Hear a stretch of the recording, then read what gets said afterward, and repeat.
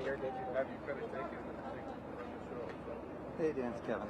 You should see me up on 6 Eagle. Alright, so I have two channels right now because the channel 1 is at the podium and the channel 2 is my net line because it's on the wall. Top keyboard like that. So I'll have both channels up at the beginning and I'll kill channel 2 when he actually starts talking. Okay. Alright, bye.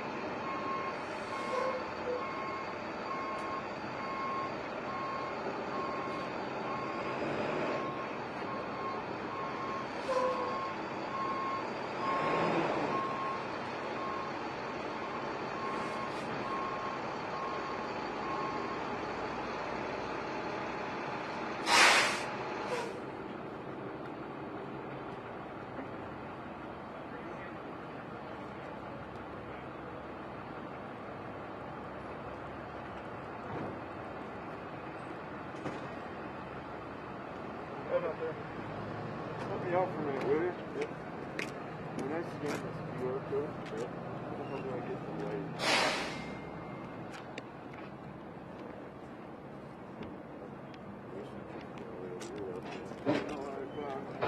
Grab a bunch of these resources.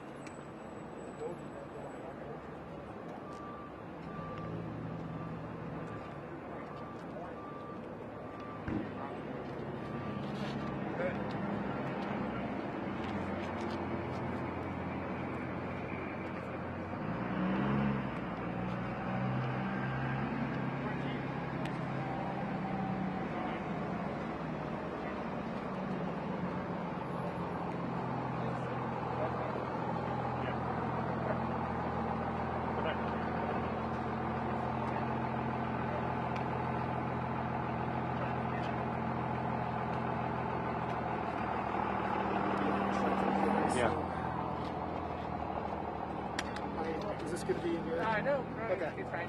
Cool.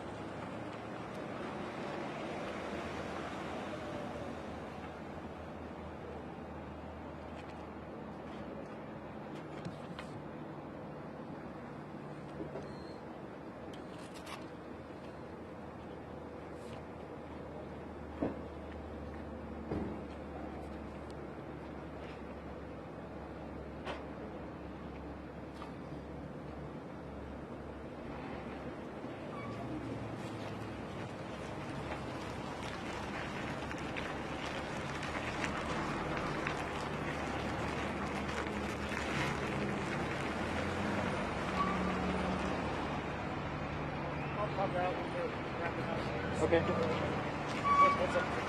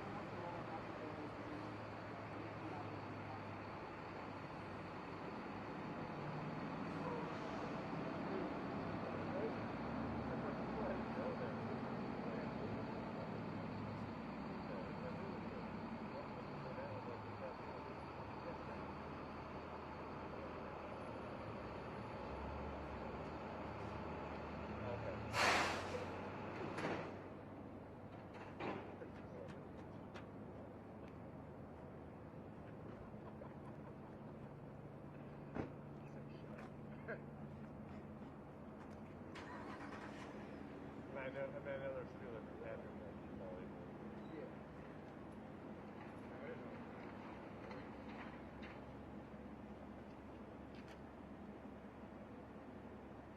Well, address guy.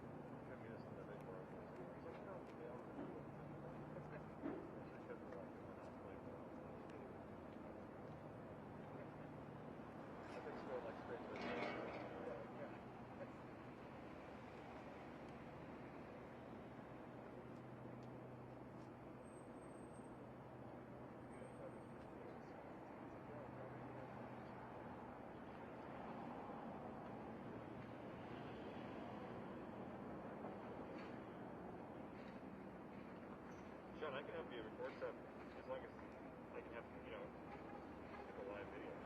I think I'm all good. I'm just kind of curious. I might start rolling here soon. Just, let the audience know. Sure.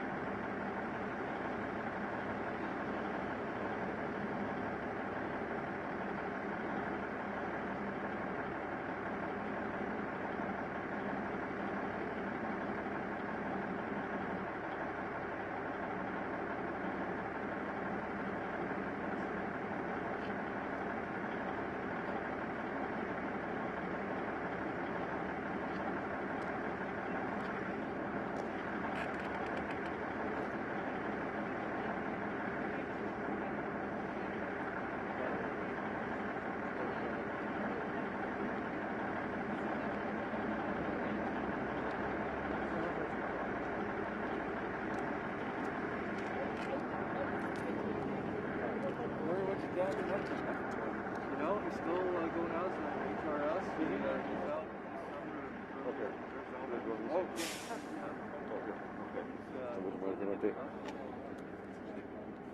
So I was just informed that the Grizzly Creek fire is actually the top fire priority in the entire nation right now. So resources are coming from around the country. It's just a time to get here for equipment, for people in the surge capacity. Obviously, there's been several areas evacuated, but what most Coloradans and what affects us in many ways the most are the transportation closures. Literally, this fire is right on Highway 70, right on it in several places.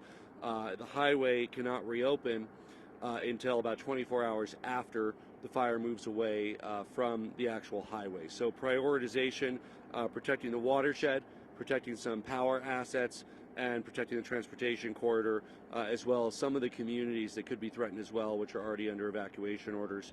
So really the nation is rallying to Colorado in our time of need for both fires. I'm going to be visiting the other fire area later today. The incident commander, Marty, will be giving you an update on exactly where we are with the fire. The likely path ahead is continued dry weather. All of Colorado is under drought conditions right now. So we are at great heightened risk in many of our areas. I want to make sure that's a clear message to campers and others to really limit activities that could cause fires as we go about our daily lives. So likely continued dry conditions, perhaps some less winds in the next few days, but we're in this for the long haul. The firefighting assets are going to do their best to protect our transportation corridors, our homes, watershed, and power facilities. With that, I'll turn it over to the incident commander.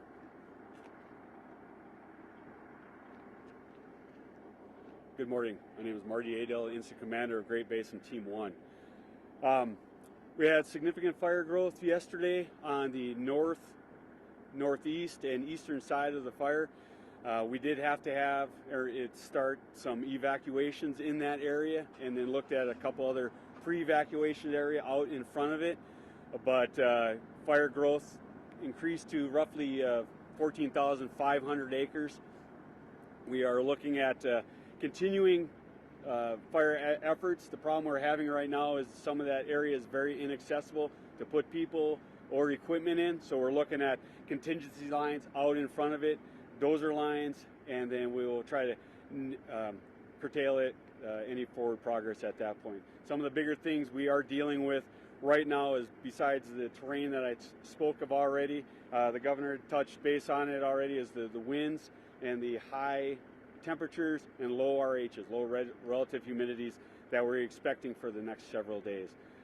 We will see some more growth for the next couple days, but we're hoping that we can kind of put that stuff in check and look at a little bit bigger box to hold it into. Okay, thank you.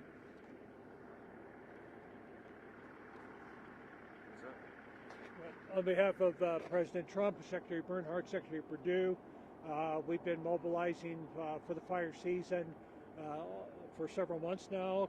Given the virus, we had to cope with that risk, but we prepared for it.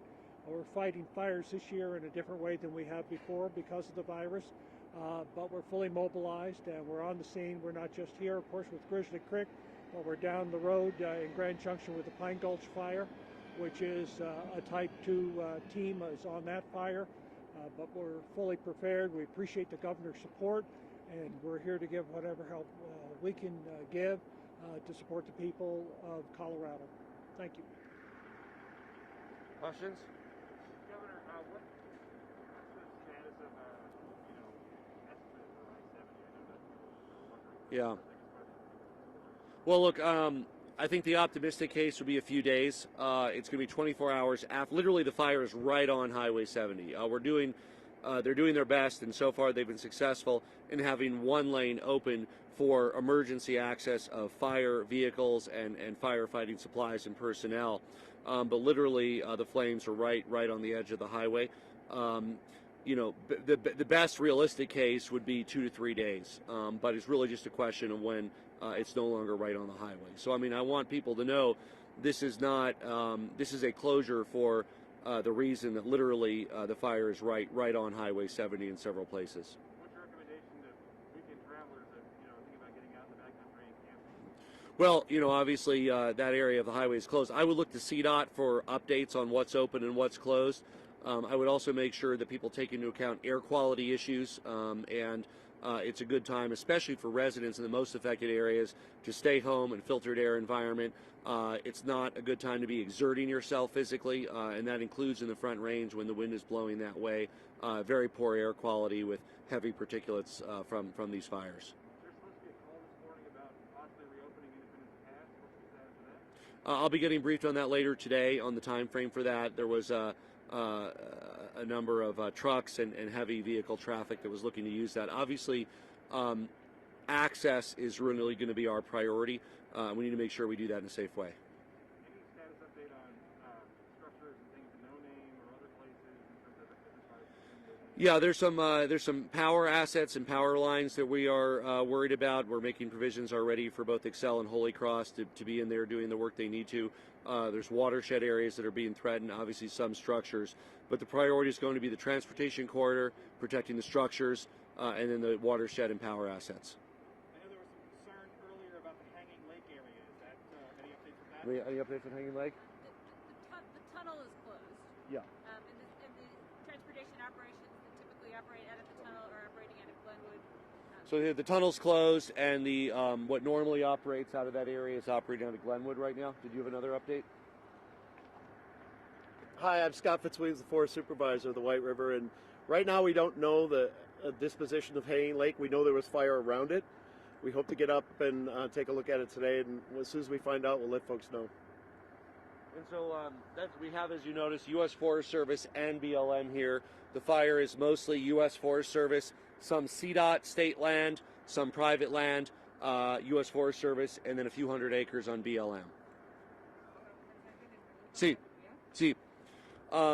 Los fuegos aquí en Colorado son muy peligrosos y Highway 70 está cerrado por algunos días, no sé exactamente, tal vez 2 días, 3 días, 4 días, pero no es un bien tiempo para viajar en este área de Colorado porque las calles son cerradas por algunos días, porque los fuegos son muy cerca de las calles ahora, pero hay muchos trabajadores aquí quienes están luchando contra los fuegos y hasta necesitamos tener paciencia porque necesitamos algunos días más para ganar.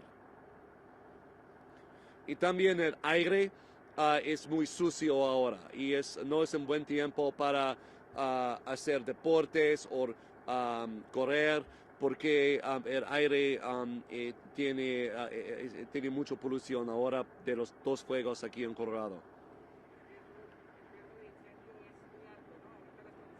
¿Otra vez? Sí, sí, sí. ¿Cómo se dice drought? ¿Seca? Sí. Las condiciones aquí en Colorado son muy secas este verano y todos los coloradenses necesitamos tener cuidado con sus acciones porque todo está muy seca ahora. Bureau of Land Management keeps its recreational lands open. We have 245 million acres across the West that's open. But I would urge the traveling public and recreating public, please be careful. 80% of our fires are caused by humans, and every human-caused fire is a fire we can't be fighting over here right now. And so watch what you're doing with your automobiles. Keep your automobiles in tune. Don't be dragging chains. Don't pull over into grassy areas. Watch your campfires. And also recreational shooting on public lands. Let's stay away from that for a while. Thank you. That started the one over by